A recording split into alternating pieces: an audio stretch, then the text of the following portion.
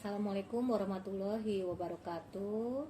Perkenalkan, nama saya Diah Prameswari. Saya mahasiswi dari kelas paralel keperawatan Universitas Esa Unggul.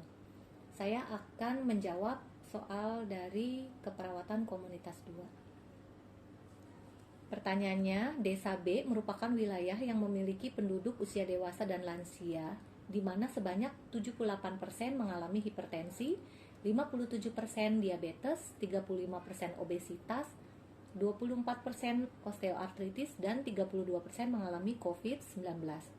Sebagai seorang perawat kesehatan masyarakat, Anda ditugaskan untuk memberikan pembinaan kesehatan pada desa B tersebut. Pertanyaan pertama, jelaskan tahapan pelaksanaan asuhan keperawatan yang akan Anda lakukan pada masyarakat desa B. Tahap pelaksanaan asuhan keperawatan yang akan saya lakukan pada masyarakat desa B yaitu 1. Pengkajian hal yang perlu dikaji pada komunitas atau kelompok, antara lain inti atau core meliputi data inti komunitas, yaitu data yang dikumpulkan dalam inti komunitas meliputi sejarah atau riwayat, demografi, tipe keluarga, status perkawinan, statistik vital, nilai-nilai dan keyakinan, serta agama. Lalu saya mengkaji 8 subsistem yang mempengaruhi komunitas, yaitu lingkungan fisik, pelayanan kesehatan dan sosial, ekonomi, transportasi dan keamanan, politik dan pemerintahan, komunikasi, pendidikan, serta rekreasi. Tahap kedua yang saya lakukan yaitu membuat diagnosis keperawatan. Mengingat komunitas terdiri atas individu, keluarga, dan kelompok, serta komunitas, maka diagnosis keperawatan komunitas harus ditujukan kepada komunitas kelompok tersebut, sehingga secara umum diagnosis tersebut meliputi atau mewakili permasalahan individu, keluarga yang hidup dan tinggal dalam komunitas tersebut. Ada 3 bagian diagnosis keperawatan, yaitu 1. Menggambarkan masalah, respon atau keadaan. 2. Identifikasi faktor etiologi berkaitan dengan masalah. 3. Tanda dan gejala yang merupakan karakteristik masalah. Tahap yang ketiga yaitu perencanaan intervensi. Perencanaan dapat didefinisikan sebagai penetapan perencanaan tindakan untuk membantu klien mencapai kondisi kesehatan yang optimum menurut Yura dan Walsh 1988. Perencanaan terdiri atas beberapa tahapan, yaitu 1. Memprioritaskan diagnosis komunitas, 2. Menetapkan sasaran intervensi yang diharapkan, 3. Menetapkan tujuan yang diharapkan, serta 4. Menetapkan intervensi keperawatan. Tahap keempat yaitu implementasi. Tahap kegiatan setelah perencanaan kegiatan keperawatan komunitas dalam proses keperawatan komunitas. Yang sangat penting dalam implementasi keperawatan kesehatan komunitas adalah melakukan tindakan-tindakan seperti promosi kesehatan, memelihara kesehatan atau mengatasi kondisi tidak sehat, mencegah penyakit, dan dampak pemulihan. Tahap yang kelima yaitu evaluasi atau penilaian. Menurut Supriyanto, tujuan evaluasi adalah sebagai berikut, yaitu memperbaiki pelaksanaan dan perencanaan kembali suatu program sehubungan dengan perlu adanya kegiatan yang dilakukan, antara lain memeriksa kembali kesesuaian program dalam hal perubahan-perubahan lain yang terus-menerus, mengukur kemajuan terhadap target yang direncanakan, menentukan sebab dan faktor di dalam maupun di luar yang mempengaruhi pelaksanaan suatu program. 2. Sebagai alat untuk memperbaiki kebijakan perencanaan dan pelaksanaan program yang akan datang. Yang ketiga, sebagai alat memperbaiki alokasi sumber dana dan sumber daya manajemen saat ini serta di masa mendatang. Pertanyaan nomor 2, jelaskan hal-hal yang perlu diidentifikasi lebih lanjut terkait kondisi masyarakat desa B berdasarkan konsep community as partner. Yang dikaji meliputi demografi, riwayat, nilai keyakinan, dan riwayat kesehatan individu dipengaruhi oleh subsistem komunitas yang terdiri dari lingkungan fisik, pendidikan, keamanan, dan transportasi, politik dan pemerintahan, pelayanan kesehatan dan sosial, komunikasi, ekonomi, dan rekreasi. Aspek-aspek tersebut dikaji melalui pengamatan langsung, data statistik, angket, dan wawancara.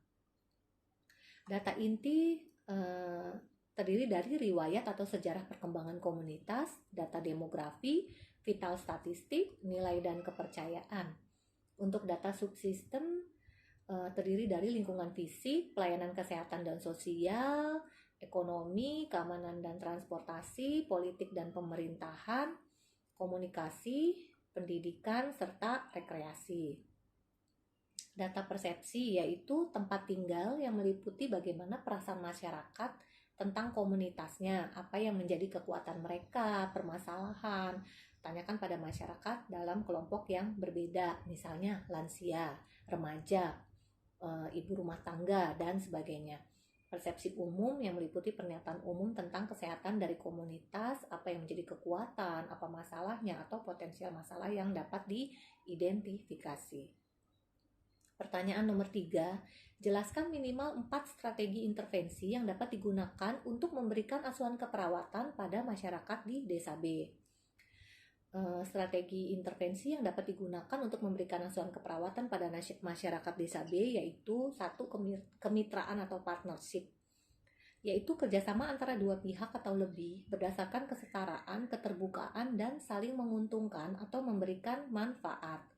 2. Pemberdayaan, yaitu proses pemberian kekuatan atau dorongan sehingga membentuk interaksi transformatif kepada masyarakat, antara lain adanya dukungan pemberdayaan, kekuatan ide baru, dan kekuatan mandiri untuk pembentukan pengetahuan baru.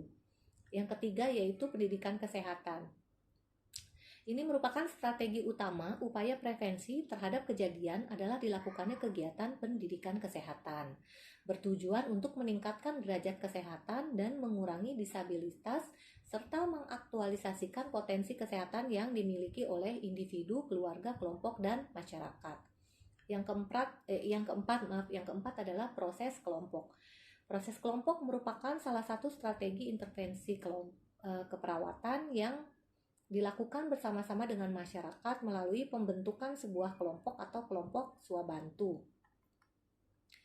Yang kelima, intervensi profesional keperawatan adalah bentuk tindakan keperawatan profesional, dapat berupa terapi, modalitas, dan komplementer.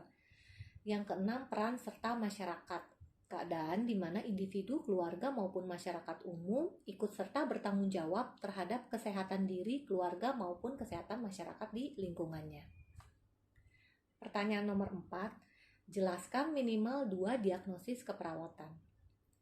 Diagnosis keperawatan yang saya ambil yaitu pertama, defisiensi kesehatan komunitas ditandai dengan adanya satu atau lebih masalah kesehatan atau faktor yang mengganggu kesejahteraan atau meningkatkan resiko masalah kesehatan yang dialami oleh suatu populasi, seperti peningkatan kasus baru, banyak yang merasakan gejala penyakit, dan tidak dapat meluangkan waktu ke fasilitas kesehatan untuk memeriksakan kesehatannya. Diagnosis yang kedua yaitu ketidakefektifan pemeliharaan kesehatan ditandai dengan data-data yang mengarah pada masalah yang sudah terjadi, tetapi populasi kurang pengetahuan tentang praktik kesehatan atau cara menangani masalah tersebut. Untuk diagnosa ketiga, yaitu perilaku kesehatan cenderung beresiko ditandai dengan gagalnya melakukan pencegahan masalah kesehatan. Pertanyaan nomor 5 yaitu jelaskan persamaan dan perbedaan antara populasi beresiko dengan populasi rentan.